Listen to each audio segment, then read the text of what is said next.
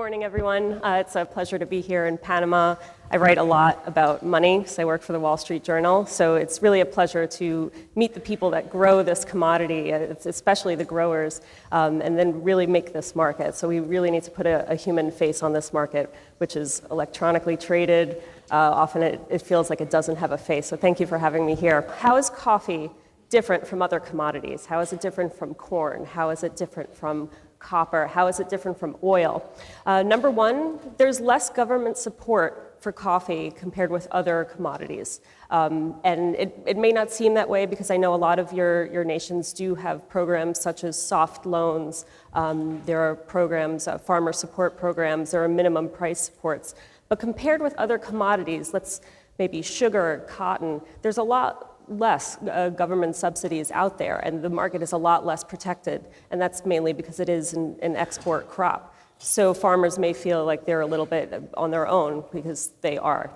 There's also a lot less research on coffee compared with other crops, and that's just historically speaking. I know we've had a slew of research recently mapping the coffee genome, and that's some technology that we may be employing in the future, but it is pretty much a nascent movement. Will Brazil and Central America bounce back? We are headed into the harvest in Central America, so we should know that very soon. Brazil is in a key flowering period, so we should have a better indication of what the crop is going to look like next year. And so far, there have been some problems. It is abnormally dry in many coffee growing areas in Brazil. And also those trees were weakened from the drought. So now we have to figure out, will things get better? Also Colombia, whose production has been bouncing back, can that make up for some of the shortfall? Sure, some of it, but you can't grow another Brazil in Colombia. And then how about those higher prices? We've seen higher prices from many roasters this year because their costs have gone up and they're passing that along to consumers. We've had someone once at the World Bank say, once you get hooked, you're hooked. So that's kind of how it works with coffee.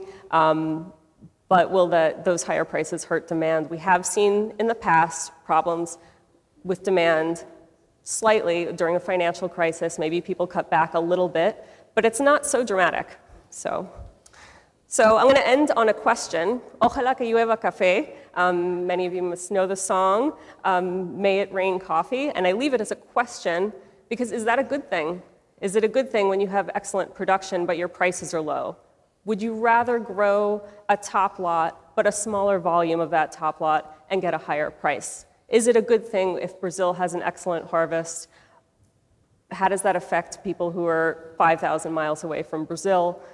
Is it good if we have great production? And I think that we're going to discuss that in greater detail as we go forward. So thank you very much. Good morning, ladies and gentlemen, coffee friends, amigos del café. Let's now analyze the recent drought and its consequences for the 2014 and 2015 Brazilian crops. Lack of water in 2014 restrained cherry formation, and the beans resulted smaller, lighter, because they did not develop properly. High temperatures also favored losses, with berry borer and various plagues that developed. And black beans were found in large numbers, even in irrigated areas, because of high temperatures. The picture will be perhaps clearer in 2 months' time. We have very high volatility in the market today, as Leslie said, as shown in this graph. But, interesting, the relative importance of funds is back to its historical average. Around September of last year, funds accounted for most volatility, but controversial crop forecasting figures in Brazil is the villain now. We cannot blame the funds this time. Climate is the villain now. Well, if climate is the villain, let's look more closely at climate change, a big immediate challenge. I'm not really sure about global warming. Many years will be needed to prove or disprove that. But climate change is definitely a fact today. And the question for all of us is Is the drought in Brazil an extraordinary fact not to happen again? Or is it an old pattern that repeats every 35 years, as some experts claim, that it happened 35 years ago, 70 years ago, and therefore it will only happen again in 2050? Or is it a new trend with frequent occurrences? Well, no matter what it is, resilience in Brazil will require irrigation. Not only add water, but change over to irrigated coffee with ferti-irrigation and different cultivation systems. But that should not be all. Shade will have to be considered. There are now many ongoing experiments. In drought-resistant varieties, some are undergoing trials now, will have to be used. Perhaps it's too early to talk about coffee migrating from somewhere to elsewhere. We still have to wait and see what happens.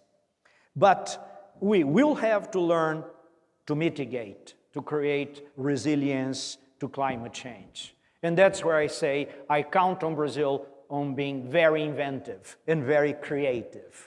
I also believe that the more competitive growers within a country and growing countries themselves, the ones that are more competitive are the ones who will have the better condition to mitigate, to create a resilience to climate change, because they use better technology, they have access to greater resources, and they are better organized. Yesterday, we got some information, some sort of disappointing information from the International Monetary Fund talking about global economic growth, and it's going to be slower than expected. They actually came out and said, even in Latin America, that their projections had been off for a long time. So what does that mean for the coffee market and for coffee demand? Well, I mean, the growth in demand worldwide has been primarily from emerging economies, and then a substantial growth in internal consumption in producing countries. I don't think we're going to see any significant change in that trend. I think that will continue to be the case. We've watched a very weak economic scenario in Eastern Europe still play into continued growth, and it's been slower, but there's been growth in consumption. And as we've noted here, the nice thing about coffee is once you start, it's hard to stop, and then it is very price inelastic. There's not a lot of price resistance in our marketplace. So I don't think we're going to see a downturn in world consumption. And when we look at the trend lines for world consumption, we tend to look at a bracket between about 1.5% at the 1.5% per annum increase in consumption at the low end, and very optimistically at about 2.75% increase in consumption at the high end. And either way, you get to a place where producing coffee with a small c is still good agricultural activity. It's probably not good agricultural activity for most of the people who produce coffee in Mesoamerica, though. Rick, we hear more and more that because of single serve and new growth of coffee shops in the US and Canada, we may be looking at 3 or 4% increase this year and next year. How do you see that figure? Yeah, I think a couple of things have taken place. One is the trend towards single cup production is not as new as one might think. So one of the things we forget is that espresso, for example, is inherently a single cup delivery method. And the U.S. out-of-home retail market took a decided espresso focus 20 years ago. And so we've had 20 years of reducing the losses to what we used to call our best customer, the kitchen sink. That's been factored in fairly well by the market. And when we look outside of the U.S., particularly in emerging markets, and particularly in Asia, what we see is an entry into the marketplace as a single cup market, whether it's in the form of 3-in-1s or other solubles, or whether it's in the high end in espresso-based beverages or handmade filter coffees. It's essentially a single cup market. So I don't think that looking at the trend lines is going to be as dramatically influenced by the emergence of single cup technology as many people have thought. What do you think about the high-end market in Asia and other emerging markets? Do you think there's potential there because it's still somewhat new? Well, clearly, I mean, Japan made a nice rebound after a sort of a significant downturn in the 2008-9 global economic crisis. They've come back nicely. South Korea is a shining star there.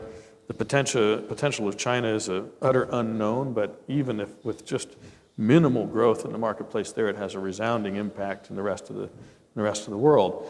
So I think in general, coffee is well positioned, and I think in general, specialty coffee is well positioned.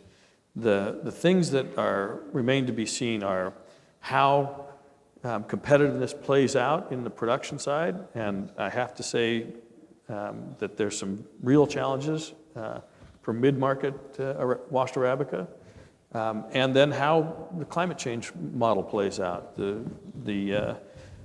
The manifestation of climate change, such as it is really rapid and severe changes in rainfall patterns and weather patterns, and that's the biggest enemy that a farmer can ever have is dramatic changes in how and when rain falls or when temperatures are high or low. And it's impacting every bit of the cultivation cycle. It's making great opportunities for diseases and pests. It's just been devastating and will continue to be so. Do you think we've made that transition of converting coffee to more of the wine model? And we've seen some record-breaking prices over the last 6 years at auction. We've seen some close to $10 a cup in some shops. I mean, you think we're still testing the waters, or you think we've crossed over? I think the most significant thing in the U.S. market on that is not actually so much coffee-driven as it is demographically driven. You know, we've been very focused lately in looking at the shift of the millennials' consumption pattern versus the baby boomer consumption pattern, because the consuming market is shifting from one demographic group to the other. And sort of anecdotally, the easiest way I can describe that is if I ask my mother how much coffee costs, she says, oh, you know, a red can is $7. If I ask my son how much does coffee cost, his response is, oh, I don't know, about $2, $2.50 a cup. And so the unit that they're thinking about is dramatically different. And that unit of the cup allows for a tremendous amount of price inelasticity that's not as allowable in the price per pound model. And the net impact of that is we've been able to push the higher end of coffee value in out-of-home consumption. And thanks to our friends who have launched the single-serve revolution in the U.S., we've also been able to change that paradigm. So nobody knows what those little cups cost per pound. They just know what they cost per serving. And it's a very acceptable price for consumers. So the upshot is, yeah, higher prices are coming.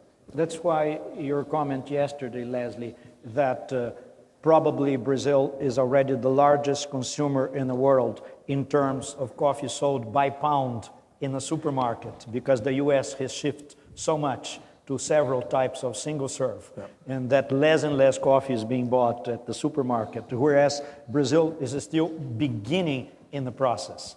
But just to complement, even though we're predicting consumption growth in Brazil at 3.5% for this year, specialty coffee is growing at 15%, and single serve at 40%. So we're going to follow on the steps of the U.S. Just from personal experience on the price, I'm 34 years old, and I could count on one hand the number of people I know in my circle who can afford to buy a home. Everyone buys coffee. It seems to still be that affordable luxury, and even when it's $5 a cup, when it's a special cup, people will shell out for it. Can't afford the car, can't afford the apartment, but... You know, it's very clear that the millennial consumption pattern, and you are a millennial, officially a millennial. Just made it. The things that are valuable in that consuming group are very different from the things that were valuable for my generation, for the baby boomers, and that's going to play out in very significant ways in the marketplace. And it's a thing that coffee folks should be very, very focused on, because it will drive a lot of where their future markets are. I'd like to offer a thought, having watched both your presentation and Carlos's presentation, of something that, and again, I don't know that it's something that needs to be discussed in depth, but it's an interesting and thought-provoking concept.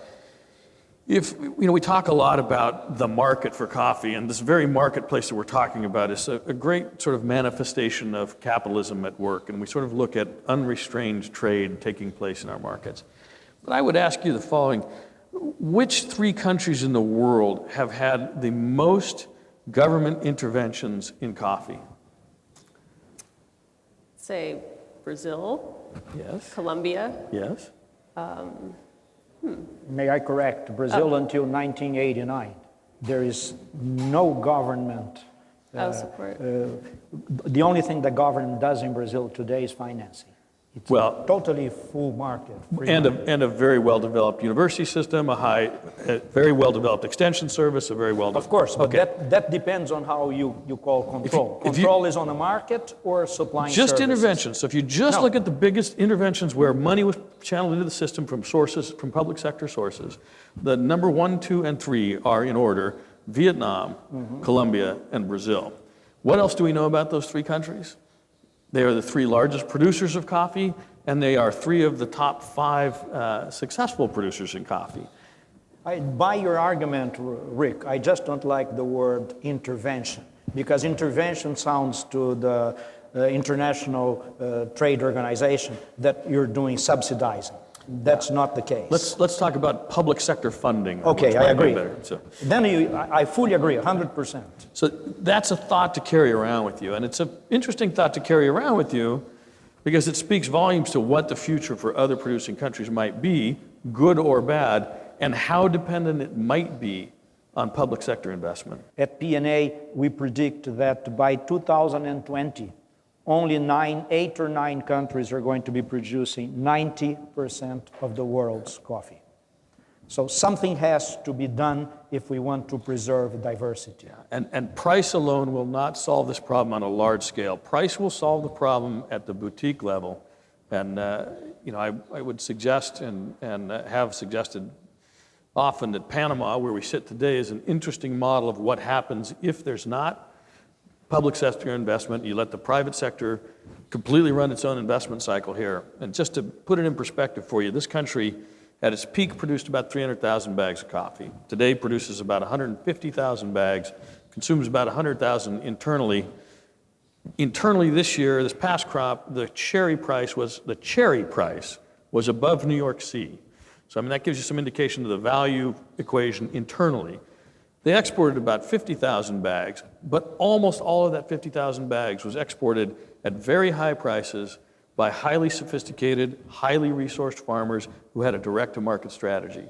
And that model, which is working here in Panama on this very small scale, if you just add a 0 to everything, you've sort of got Costa Rica. Peak 3 million bags production, down to 1.5 million bags production. Internal markets growing very rapidly there. Internal cherry price quite high.